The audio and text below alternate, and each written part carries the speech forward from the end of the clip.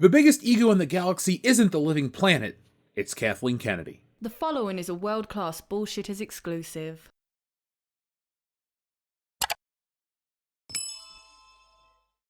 Back in April of this year, 3 new Star Wars movies were announced.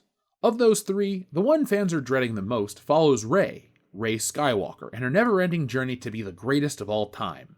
In her initial trilogy, the character faced little to no adversity and won in record time. Fans were happy to walk away from her completely, but alas, this is Disney, and new Star Wars exists to make fans suffer. But before we get into that suffering, today's video is brought to you by us here at shopwcbs.com. And folks, make sure you join us tomorrow night at 9 p.m. Eastern Standard Time for our live reaction and review of Indiana Jones and the Dial of Destiny. We're so excited. For the film, we're actually really excited to see you guys and hang out. You know, it's summertime, it's getting hotter, but you have to wear something out in public, so why not wear something with style and class? World class, that is. So go to shopwcbs.com and get yourself an official WCBS t-shirt. There are dozens of choices designed by me, and all of our shirts are shipped and printed through Teespring, so you get their customer service, support, as well as the high quality each of their t-shirt carries. So go to shopwcbs.com right now to grab one of those, and since it's summer and it's so damn hot out, you might want something cool to drink. So why not drink that cool beverage out of an official WCBS pint glass? When you do, you'll become the 5th bullshitter. You can crack a cold one with us and spend your summer watching all the new world-class bullshitters content coming your way, including the return of good morning pop culture. So folks, you can click on those links below, get yourself an official WCBS piece of glassware, wear the t-shirt, and hang out with us all summer long. And now, back to the video. The new Star Wars movie is going to feature Rey, and it's set to focus on rebuilding the Jedi Order. But of course, she won't be the first to try and restore the Jedi to their former glory. As we've seen across the Disney Plus TV shows and The Last Jedi. Luke Skywalker did his best to build his own Jedi Academy, though ultimately his efforts were destroyed by Kylo Ren. Speaking with Games Radar, Kathleen Kennedy, president of Lucasfilm, discussed the upcoming Rey film, which she's been calling the new Jedi Order in previous interviews. Telling the outlet, "I think what's always great about Star Wars is it's a big galaxy and we're coming off what was a major war with the First Order. And now Rey has made a promise to Luke, and that really is the core of where we're going and what the story will be.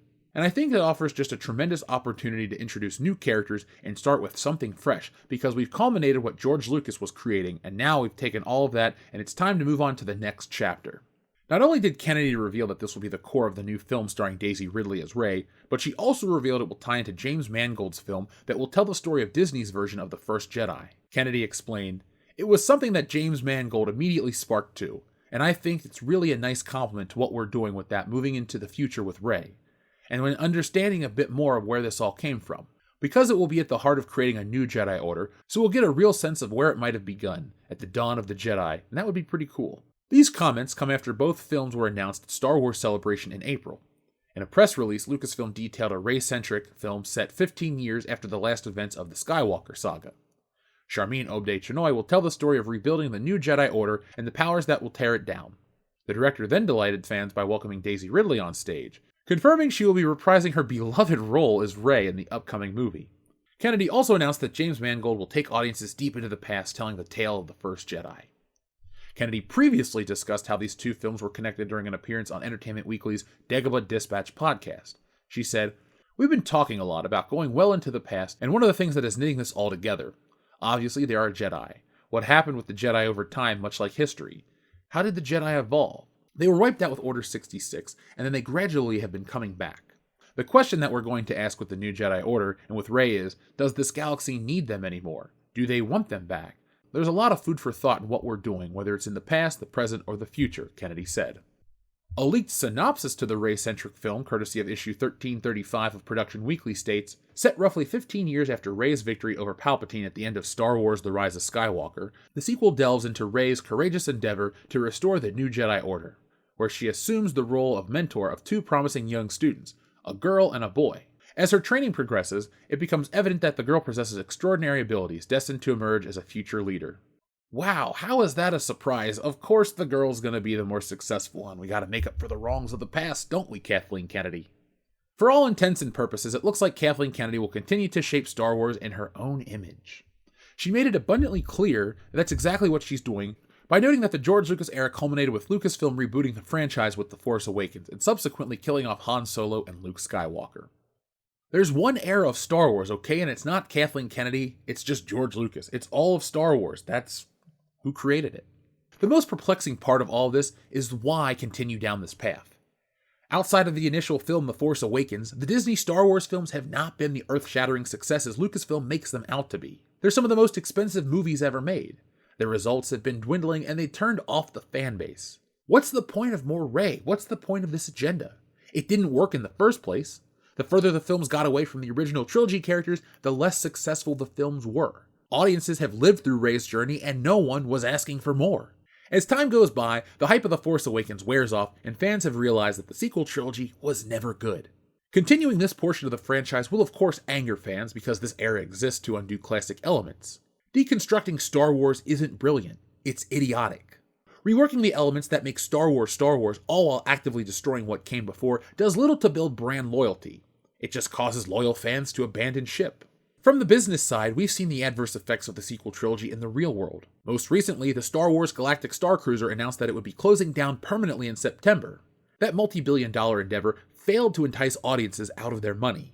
That premium Star Wars experience was focused on the new era of Star Wars, and there was little to no interest in that version. Add to that, the merchandise from many moons ago still inhabits store shelves nearly a decade later. Every marker indicates that the sequel trilogy was not successful, but Kathleen Kennedy and her massive ego keeps pushing forward. The box office of this film will be the most interesting part. We know that Lucasfilm doesn't mind spending $350 to $450 million on these movies that need $1 billion just to break even, but how long can that be sustainable?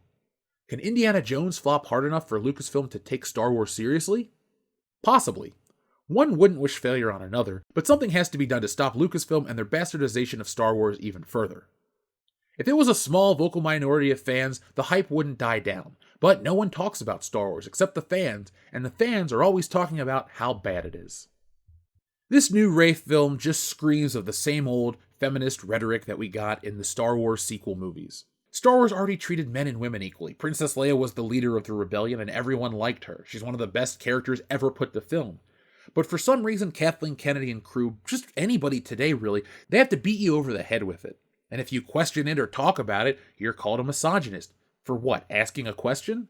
That's where Star Wars really has been hurt, by the people who advocated for that so much in the press, the shill media as they've been called. Everyone wants to defend Rey and call you a bigot or a misogynist if you don't like those movies, but those movies lack logical storytelling.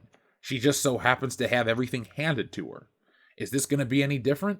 The trend says no. Why are fans expected to feel differently about each one of these new movies and go in with a clean slate? Because the same people work on them, the same people put the same garbage into these films, and the same results happen. The fans suffer, Star Wars suffers, and no one has a good time with these things. We always say on this channel that time will tell, but time has already told the story of Kathleen Kennedy's Star Wars and Rey's story. No one liked that. And it's not going to change, set 15 years later, 100 years later, 1,000 years later, 1,000,000,000 years later. It doesn't matter. As long as the same lady and the same people behind the scenes have the same ideals that they want to push into every piece of entertainment, it's going to be the same shit. Rinse and repeat. And thankfully, audiences don't buy it at all. I know we mention the merchandise here a lot on this channel, but that's always the indicator of how well a franchise does. Black Panther may have made $800 million at the box office, but Shuri and Namor and all these other characters that everyone on the internet gushed over on Twitter, they couldn't sell a damn action figure to save their lives. Shuri is like the new Rose Tico. How high can you stack Shuris? Find out one of these days in the video, because every store we go to has that Shuri problem. And it's not just localized to one region, it's multiple regions all over the country. It's not an overproduction problem. It's a problem that people don't like the characters. And that's the same thing with Rey. If Rey was this big household name that everyone loved, we would have heard about Rey nonstop. But Star Wars liked to move on quickly away from those movies because The Rise of Skywalker was an abject failure. Countless reshoots, the story that didn't know where it was going, that's the legacy of Disney Star Wars. They just throw money at a problem and they don't take time to fix the one problem, the lady at the top. Everybody else, when they talk about a company and its problems, they want to get rid of management. But for some reason, the press wants to protect Kathleen Kennedy because she's a lady in power, and we can't have a lady in power fired. But look what happened with Bud Light. That woman pushed for that whole cross-promotion, and she's gone. And that angered consumers across the board. Star Wars has had a similar effect. By pushing certain agendas onto the films and getting everyone online involved with this, doesn't really work. It turns off people, it creates a rebellion to that, and that rebellion features fans of Star Wars. So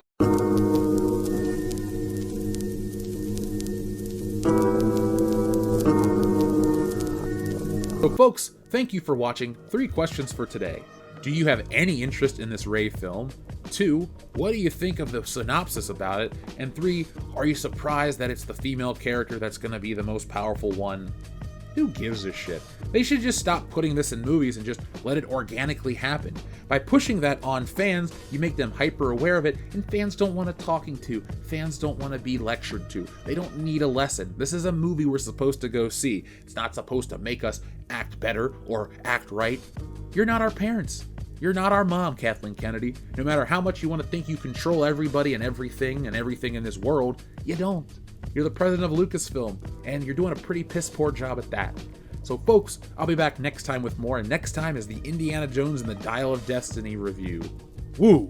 My god, my favorite cinematic character next to James Bond, Indiana Jones, is back, and I'm supposed to be really excited, right? Well, after years of disappointment from modern-day Lucasfilm, why should that be any different? After reading reviews, after reading the leaks, well, I know what's going to happen in this movie. And why am I supposed to put on a fake face and lie? But I'll have a good time streaming tomorrow with the world-class bullshitters, so you can come hang out with us at 9 p.m. Eastern Standard Time. We'll answer your questions about the film, we'll have spoiler-free review in the beginning, then we'll get into spoilers, but you already know exactly what's going to happen in this movie. If Phoebe Waller-Bridge is in it, you know she exists to put the main character in their place because they're a man.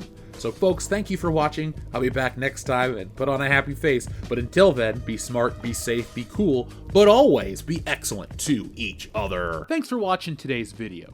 Yes, it's over, but don't cry because there's more, a lot more from World Class Bullshitters. And there's only one way to get it. Hit that subscribe button below. When you do that, you'll get notifications and updates from World Class Bullshitters every time we go live. Basically, you won't miss anything. And if there's one thing I hate, it's FOMO. But the thing most people hate more than FOMO is fear of missing out on World Class Bullshitters, because there's just some things you can't undo. So folks, do yourselves a favor and never miss anything from World Class Bullshitters. One last thing before you go, hit the thumbs up button. Not for our egos, no, they're big enough as this, but it does help us fight the algorithm here, and well, it's man versus machine, and that's the real fight. But if that's not your battle, that's okay. There's one last way you can help WCBS, and that's going over to shopwcbs.com, picking up a t-shirt, a beer glass, a sweatshirt, a poster, all sorts of ways to back WCBS. The difference between us and other YouTube channels is I'm the artist that makes all this stuff, so if you enjoy art beyond t-shirts, you can even read our comic books. We got it all. We're called the epitome of pop culture for a reason, and no, again, it's not for our egos. So folks, make sure you're involved with every aspect of World Class Bullshitters, not just for us, but do it for yourself. We're making the change in entertainment everybody out there wants to see. And a special thank you goes out to all of our wonderful patrons who make this content possible. Go to patreon.com/worldclassbs to get involved and help out the channel.